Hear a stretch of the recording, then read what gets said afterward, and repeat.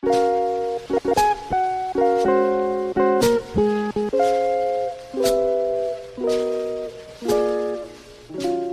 doy la bienvenida. Hoy es 28 de agosto, miércoles de la 21ª semana del tiempo ordinario. Suplicamos la intercesión en la memoria obligatoria de San Agustín, obispo y doctor de la Iglesia.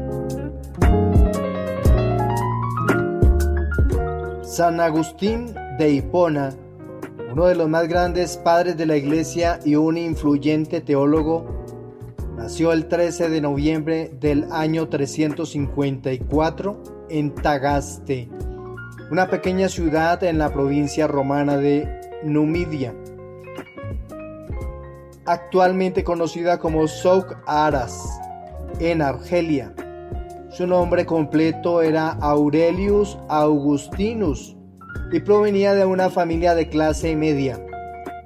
Su padre, Patricio, era un pagano que trabajaba como decurión, un funcionario menor del gobierno romano, mientras que su madre, Mónica, era una ferviente cristiana que influiría profundamente en la vida espiritual de su hijo.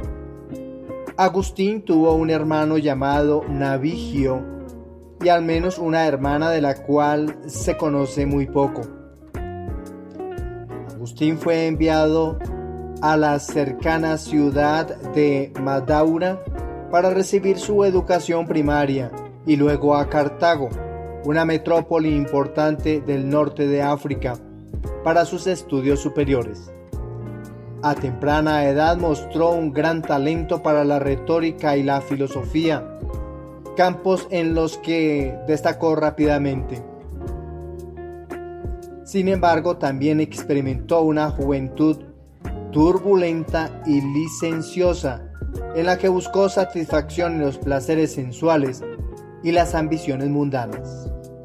A los 19 años, tuvo un hijo fuera del matrimonio llamado Adeodato, con una mujer cuyo nombre no ha sido registrado en la historia. Durante esta etapa, Agustín fue influenciado por el maniqueísmo, una religión dualista que afirmaba la existencia de dos fuerzas opuestas, el bien y el mal. Sin embargo, esta doctrina no le ofreció las respuestas que buscaba y poco a poco fue abandonando esta corriente. En el año 383, Agustín se trasladó a Roma, donde esperaba avanzar en su carrera como retórico. Sin embargo, fue en Milán donde su vida dio un giro decisivo. Allí conoció al obispo San Ambrosio, cuya elocuencia y sabiduría le impresionaron profundamente. Bajo la influencia de Ambrosio y las persistentes oraciones de su madre, Mónica, Agustín comenzó a leer las escrituras y los textos filosóficos cristianos, lo que le llevó a cuestionar su estilo de vida y creencias.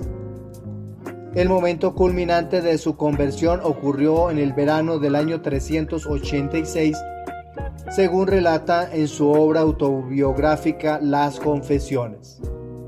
Agustín escuchó una voz infantil que le decía: «Tole lege», toma y lee. Y al abrir al azar las escrituras encontró el pasaje de la carta de San Pablo a los romanos, en su capítulo 13, versículos del 13 al 14, que lo instó a abandonar su vida de pecado y seguir a Cristo.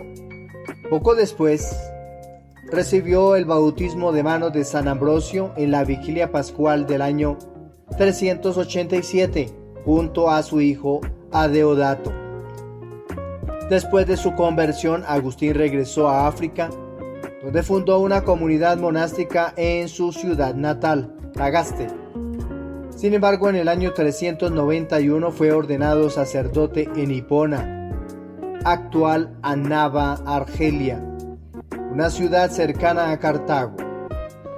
4 años más tarde fue consagrado obispo coadjutor de Hipona y en el año 396 se convirtió en el obispo titular, cargo que ocupó hasta su muerte.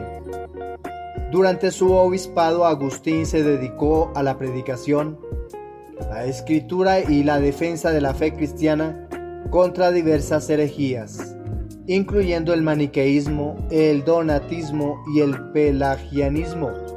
Su obra más conocida, La ciudad de Dios, es un tratado teológico y filosófico que reflexiona sobre la historia y el destino de la humanidad desde una perspectiva cristiana.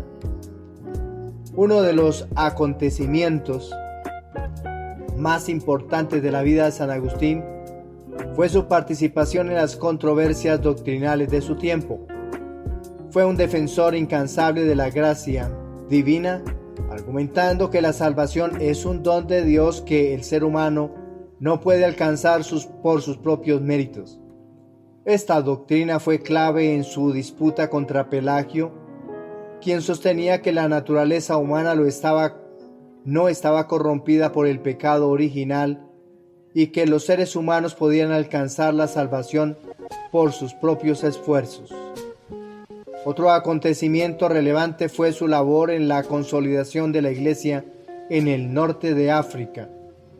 San Agustín fundó monasterios, promovió la vida comunitaria entre los clérigos y escribió numerosas obras que sentaron las bases de la teología cristiana occidental. Su influencia perduró mucho después de su muerte, marcando el pensamiento cristiano durante siglos.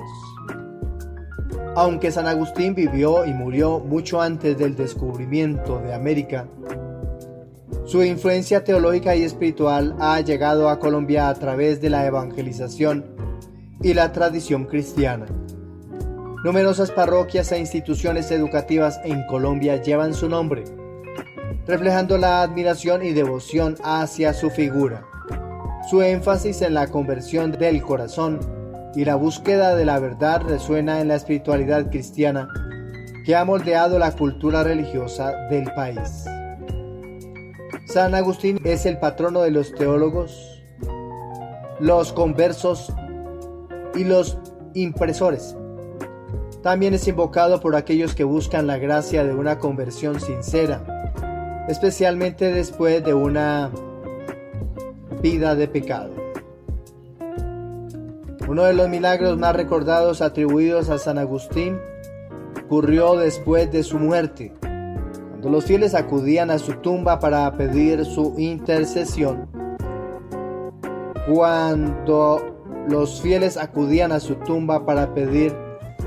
intercesión. Se narra que un niño de la región que había nacido ciego, fue llevado por sus padres al sepulcro del santo. Después de orar fervientemente, el niño recuperó la vista de manera inexplicable. Este milagro fue uno de los numerosos prodigios que fortalecieron la devoción hacia San Agustín y contribuyeron a su veneración como santo. A diferencia de los procesos de canonización modernos, San Agustín fue reconocido como santo por proclamación popular y su santidad fue confirmada por la Iglesia a través de la liturgia. Su fiesta se celebra el 28 de agosto, día de su muerte en el año 430, en plena invasión de los vándalos a Hipona.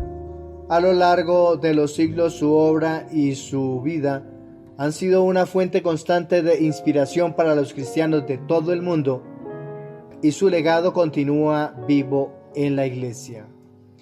Por eso hoy 28 de agosto pidamos a San Agustín de Hipona que nos ayude a buscar siempre la verdad con un corazón sincero, a reconocer nuestras faltas y convertirnos de todo corazón a Dios. Que su ejemplo de vida y sus enseñanzas iluminen nuestro camino hacia la santidad y que su intercesión nos fortalezca en la fe y nos guíe en la búsqueda de la justicia y la paz. Amén. Dispongamos el oído, la mente, también el corazón, para proclamar el Evangelio propuesto en la liturgia de este miércoles. Proclamo la buena noticia de nuestro Señor Jesucristo según San Mateo, capítulo 23, versículos desde el 27 hasta el 32. En aquel tiempo Jesús dijo: «Ay de ustedes, escribas y fariseos, que se parecen a los sepulcros blanqueados. Por fuera tienen buena apariencia, pero por dentro están llenos de huesos de muertos y de podredumbre. Lo mismo ustedes, por fuera parecen justos, pero por dentro están repletos de hipocresía y crueldad. Ay de ustedes, escribas y fariseos hipócritas, que edifican sepulcros a los profetas y ornamentan los mausoleos de los justos, diciendo: si hubiéramos vivido en tiempo de nuestros padres, no habríamos sido cómplices suyos en el asesinato de los profetas. Con esto atestiguan en su contra, que son hijos de los que asesinaron a los profetas. Colmen también ustedes la medida de sus padres». Palabra del Señor. Nuestra reflexión para el día de hoy. La propuesta para la primera lectura es de la segunda carta del apóstol San Pablo a la comunidad de Tesalónica, en su capítulo 3. La segunda carta de San Pablo a los tesalonicenses está dirigida a una comunidad que enfrenta confusión y desorden debido a males entendidos sobre la inminencia de la segunda venida de Cristo. En la carta, Pablo aborda un problema específico. Algunos miembros de la comunidad han dejado de trabajar interpretando mal la enseñanza sobre la parusía, es decir, la segunda venida de Cristo, y viven ocasionalmente causando desorden y división. Este pasaje de la segunda carta a los tesalonicenses, en su capítulo 3, versículos del 6 al 10 y del 16 al 18, es una exhortación a mantener la disciplina y a evitar la ociosidad. Pablo insiste en la importancia de continuar trabajando y llevando una vida ordenada, no solo para el bien personal, sino para el bienestar de la comunidad. Es un llamado a la responsabilidad individual y colectiva en el contexto de la espera del regreso de Cristo. Pablo se presenta como un ejemplo a seguir. A pesar de su autoridad apostólica, él mismo trabajó para sostenerse, demostrando que el trabajo es una parte integral de la vida cristiana. Este trabajo no es solo una necesidad económica, sino también una expresión de la fe vivida y una manera de contribuir al bien común. Profundicemos en la carta. Pablo hace una clara distinción entre la vida ordenada y disciplinada que él y sus colaboradores han llevado y el comportamiento desordenado de aquellos que han dejado de trabajar y viven a expensas de otros. La tradición a la que San Pablo se refiere es la enseñanza apostólica que incluye el trabajo como una parte esencial de la vida cristiana. Su mensaje es que la espera de la segunda venida de Cristo no justifica la inactividad o el desorden. Para una mejor comprensión, debemos haber leído con anticipación. Siempre, antes de cada reflexión, debemos hacer lectura de los textos bíblicos, ahí, desde su casa. Hoy hemos leído la segunda carta del apóstol San Pablo a la comunidad de Tesalónica en su capítulo 3 y correspondió a los versículos del 6 al 10. Si no tenemos Biblia, podemos nosotros escanear ese código que está ahí en la portada de este video, de este podcast. Hay un código QR.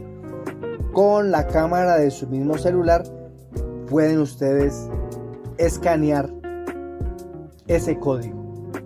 Si a alguno se les dificulta, deben tomar captura de la portada de ese video, de ese podcast, y luego abren su cámara y buscan la captura de pantalla para escanear el código y ahí van a encontrar sus lecturas.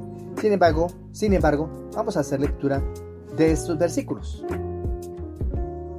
Os ordenamos, hermanos, en el nombre de nuestro Señor Jesucristo, dice Pablo, que os apartéis de todo hermano que ande desordenadamente y no según la tradición que recibieron de nosotros, porque vosotros mismos sabéis cómo debéis imitarnos, pues no anduvimos desordenadamente entre vosotros, ni comimos de balde el pan de nadie, sino que trabajamos con esfuerzo y fatiga día y noche, para no ser gravosos a ninguno de vosotros, no porque no tuviéramos derecho, sino para daros nosotros mismos un ejemplo de imitar.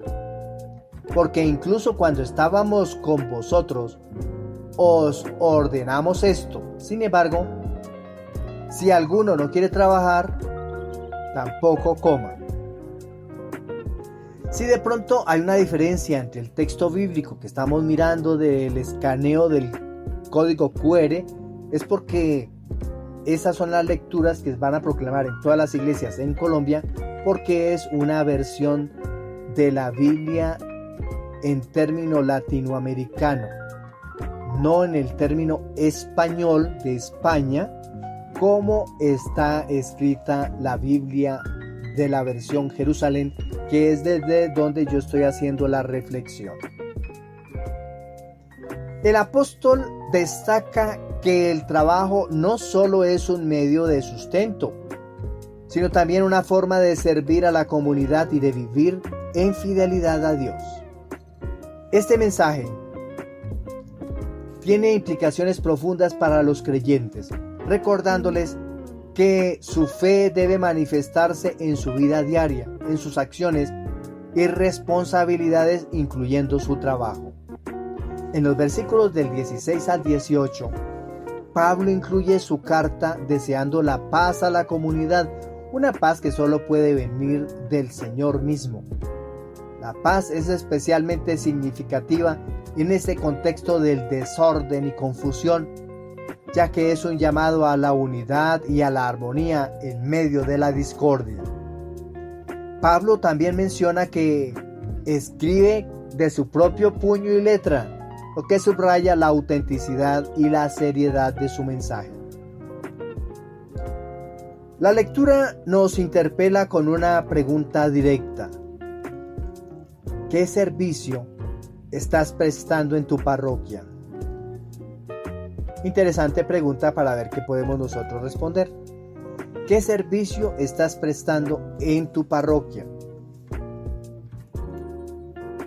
Como miembros de la iglesia, estamos llamados a ser activos en nuestra fe, a cumplir con nuestra misión de ser sacerdotes, profetas y reyes en el mundo. Esta misión se expresa no solo en la oración y la participación en los sacramentos, sino también en el trabajo y el servicio a los demás. El pasaje de Pablo nos recuerda que nuestra fe no es una excusa para la inactividad. Al contrario, la Eucaristía nos alimenta y nos fortalece para salir y trabajar por la extensión del reino de Dios. El trabajo, ya sea en nuestra parroquia, en nuestra familia o en nuestro lugar de empleo, es una forma de manifestar nuestra fe y de colaborar con la obra de Dios en el mundo. Hoy, como cristianos, enfrentamos el desafío de equilibrar nuestra vida espiritual con nuestras responsabilidades diarias.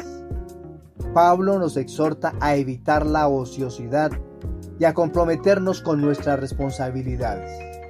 Este compromiso no solo nos beneficia personalmente, sino que también fortalece la comunidad a la que pertenecemos. La paz de Pablo para los tesalonicenses es la misma paz que podemos experimentar cuando vivimos una vida ordenada, comprometida y dedicada al servicio. Es crucial recordar que la segunda venida de Cristo no es un evento que debemos esperar pasivamente.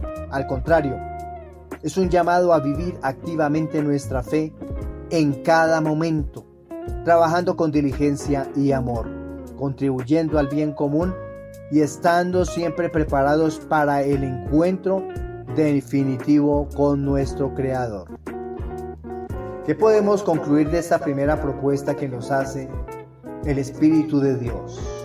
El pasaje que hemos leído de la segunda carta a los tesalonicenses en su capítulo 3 y versículos del 6 al 10 y del 16 al 18 nos invita a reflexionar sobre nuestra responsabilidad como cristianos en el mundo. En el contexto del miércoles de la 21ª semana del tiempo ordinario, se nos recuerda que nuestra fe debe manifestarse en nuestras acciones diarias, especialmente en nuestro trabajo y servicio. Pablo nos llama a evitar la ociosidad y a vivir de manera ordenada, siguiendo el ejemplo que Él mismo nos ha dejado. Que como comunidad podamos encontrar la paz en la fidelidad a nuestra vocación, trabajando para la extensión del reino de Dios y sirviendo a nuestros hermanos y hermanas con amor y dedicación. Ante esta propuesta que nos hace el Espíritu de Dios, le vamos a responder con el Salmo 127. Y todos al unísono nos unimos al autor sagrado para decirle a los que nos están escuchando: dichosos los que temen al Señor. El Salmo 127 forma parte de los cánticos de las subidas, una serie de salmos que van desde el 120 hasta el 134, que los israelitas entonaban al ascender a Jerusalén para las grandes festividades religiosas. Estos cánticos eran cantados mientras los peregrinos subían la colina hacia el templo, una metáfora tanto física como espiritual de acercarse a Dios. Este salmo en particular celebra las bendiciones que Dios concede a aquellos que le temen y siguen sus caminos. Es un himno de gratitud que reconoce la prosperidad y el bienestar como fruto de la fidelidad a Dios. La familia, el trabajo y la comunidad son temas centrales en este salmo, presentados como áreas donde se manifiesta la bendición divina. Profundicemos en sus versículos. Versículos desde el 1 hasta el 2. Dichoso todo aquel que teme al Señor y sigue sus caminos. Comerás del fruto de su trabajo, serás dichoso, te irá bien. Aquí el temor del Señor se entiende como un profundo respeto y reverencia hacia Dios, una actitud que guía la vida del fiel. Este temor no es el miedo paralizante, sino una conciencia reverente de la majestad divina que conduce a la obediencia y a la rectitud. El versículo 2 conecta directamente la prosperidad material y el bienestar con la bendición divina sobre el trabajo honesto y justo. La felicidad y el bienestar no son meramente deseos humanos, sino promesas divinas para quienes siguen los caminos del Señor. Versículos del 4 hasta el 5. Así será bendecido el hombre que teme al Señor. Que el Señor le bendiga desde Sión y veas el bienestar de Jerusalén todos los días de su vida. La bendición desde Sión es una referencia al monte donde estaba ubicado el templo de Jerusalén, símbolo de la presencia de Dios entre su pueblo. Ver el bienestar de Jerusalén no solo se refiere a una prosperidad material o una paz duradera, sino a la plenitud de la vida bajo el cuidado y la guía de Dios. Este versículo subraya que las bendiciones individuales están entrelazadas con el bienestar de la comunidad, en este caso representada por Jerusalén. La vida plena y la prosperidad no se limitan a la esfera personal, sino que están vinculadas al destino de todo el pueblo de Dios. Este salmo nos invita a reflexionar sobre el origen de la verdadera prosperidad y bienestar. En una cultura que a menudo valora la autosuficiencia y el esfuerzo individual, el Salmo 127 nos recuerda que todas nuestras bendiciones materiales y espirituales provienen de Dios. Nos enseña que la fidelidad a Dios no solo es la clave para una vida fructífera y dichosa, sino también para la paz y la prosperidad de nuestra comunidad. En la vida diaria, el mensaje del Salmo nos desafía a considerar si nuestras prioridades y esfuerzos están alineados con los caminos de Dios. ¿Estamos buscando primero el reino de Dios y su justicia, confiando en que todo lo demás nos será añadido? Según lo que nos propone el evangelista Mateo en su capítulo 6, versículo 33. Este salmo nos llama a reconocer la mano de Dios en cada aspecto de nuestra vida y a trabajar con integridad, sabiendo que la verdadera bendición viene de vivir en reverencia y obediencia a Dios.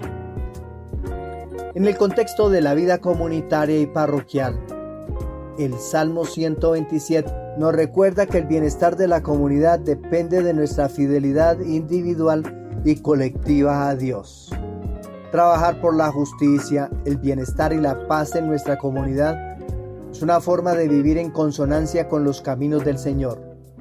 La prosperidad personal no debe ser el único objetivo, más bien debemos buscar el bien común, confiando en que Dios bendecirá nuestro trabajo y nuestras vidas. ¿Qué podemos concluir del Salmo 127? En el contexto del miércoles 21 del tiempo ordinario, este salmo es un poderoso recordatorio de que toda bendición y prosperidad provienen de Dios. Nos exhorta a caminar en sus caminos con temor reverente, sabiendo que Él es fuente de nuestra verdadera felicidad y bienestar. La prosperidad y la paz no solo son para nuestro beneficio personal, sino para el bien de toda la comunidad. Que como individuos y como comunidad podamos vivir fielmente buscando siempre la bendición de Dios sobre nuestras vidas y nuestro trabajo. Este salmo destaca la importancia de la dependencia en Dios para obtener la verdadera prosperidad y bienestar. La propuesta del Evangelio. El pasaje de la propuesta de hoy de San Mateo en su capítulo 23. Y este texto forma parte de una serie de 7 ayes pronunciados por Jesús contra los escribas y fariseos. Estos ayes son declaraciones proféticas de juicio y advertencia, donde Jesús denuncia la hipocresía y la injusticia de los líderes religiosos de su tiempo. En este contexto, Jesús se enfrenta a una estructura religiosa que había perdido su esencia espiritual, centrada más en la apariencia externa que en la pureza interna del corazón. En el sexto ay, Jesús compara a los fariseos con sepulcros blanqueados. Los sepulcros eran pintados de blanco antes de la Pascua para evitar que los peregrinos los tocaran accidentalmente y se contaminaran ritualmente. Es una norma que está consignada en el libro de los Números en el capítulo 19, versículo 16. Aunque los sepulcros blanqueados eran hermosos por fuera, en su interior estaban llenos de huesos muertos y de toda impureza. Esta imagen representa la hipocresía de los fariseos, quienes aparentaban ser justos exteriormente, pero por dentro estaban llenos de maldad y corrupción. El siguiente ay se dirige a los fariseos que edificaban monumentos a los profetas y adornaban las tumbas de los justos, afirmando que si hubieran vivido en los tiempos de sus antepasados, no habrían participado en la muerte de los profetas. Sin embargo, Jesús los acusa de ser hijos de aquellos que asesinaron a los profetas y de continuar con la misma mentalidad asesina, señalando su futura complicidad en su propia crucifixión. Profundicemos en sus versículos. En los versículos 27 y 28, que les invito a leer, Jesús utiliza la imagen del sepulcro blanqueado para criticar la fachada de piedad que los fariseos mostraban al mundo. Aunque se preocupaban por cumplir con las normas externas de pureza y religiosidad, sus corazones estaban lejos de Dios. Esta crítica es una llamada de atención a la coherencia interior, que la verdadera santidad no es cuestión de apariencia, sino de un corazón puro y una vida en justicia. Luego miremos los versículos del 29 al 30. Dice el texto bíblico: vosotros edificáis los sepulcros de los profetas y adornáis los monumentos de los justos, diciendo: si hubiéramos vivido en tiempos de nuestros padres, no habríamos sido cómplices suyos en el asesinato de los profetas. Aquí Jesús denuncia la contradicción en las acciones de los fariseos. Aunque honraban a los profetas del pasado, construyendo los monumentos, en realidad compartían la misma actitud de rechazo hacia los mensajeros de Dios que llevó a sus antepasados a matar a los profetas. Oído, miremos lo que dice los versículos 31 y 32. Así dais testimonio contra vosotros mismos de que sois hijos de los que mataron a los profetas. Colmad pues la medida de vuestros padres. Esta hipocresía culminaría en la condena y muerte de Jesús, el último y más grande de los profetas. Este pasaje que hoy hemos proclamado es una poderosa advertencia contra la hipocresía religiosa y una llamada a la autenticidad espiritual. Jesús nos desafía a examinar nuestro propio corazón y nuestras motivaciones. Nos preocupamos más por lo que los demás piensan de nosotros que por lo que Dios ve en nuestro interior. Estamos más enfocados en mantener una apariencia de santidad que en buscar una verdadera transformación interna. En nuestra vida actual es fácil caer en la trampa de la superficialidad, preocupándonos más por nuestra imagen y reputación que por nuestra verdadera relación con Dios. Este evangelio nos recuerda que Dios no se deja engañar por las apariencias. Él ve lo que hay en nuestro corazón. Y es ahí donde debemos enfocarnos en ser auténticos y justos. No basta con cumplir con rituales o normas externas. Nuestra vida debe reflejar una verdadera conversión y un compromiso genuino con la justicia y el amor. El desafío entonces es vivir una fe que sea coherente tanto por dentro como por fuera, siendo sinceros en nuestra relación con Dios y los demás. La verdadera religión no se trata de impresionar a los demás con nuestras acciones, sino de vivir una vida que sea un reflejo de la gracia y la verdad de Dios. Jesús nos invita a alejarnos de la hipocresía y a vivir en integridad, buscando siempre la pureza de corazón que nos acerca a Dios. ¿Qué podemos concluir del texto que hoy hemos proclamado de San Mateo en su capítulo 23, versículos desde el 27 hasta el 32? En el contexto de este miércoles de la 21ª semana del tiempo ordinario, nos llama a reflexionar sobre la autenticidad de nuestra vida espiritual. Jesús denuncia la hipocresía de los fariseos que se preocupaban más por la apariencia externa que por la pureza interior. Nos invita a examinarnos a nosotros mismos y a vivir una fe coherente buscando la justicia y la sinceridad de nuestra relación con Dios. Que podamos ser verdaderos seguidores de Cristo, no solo de palabra, sino con un corazón transformado y una vida que refleje la verdad y el amor de Dios en todo lo que hacemos. Para todos un feliz día. Que el Señor nos siga colmando de su alegría como también de su bendición. Felicidades, y si usted cree necesario, comparte este material, comparte este video, comparte este podcast. Bendiciones. Felicidades.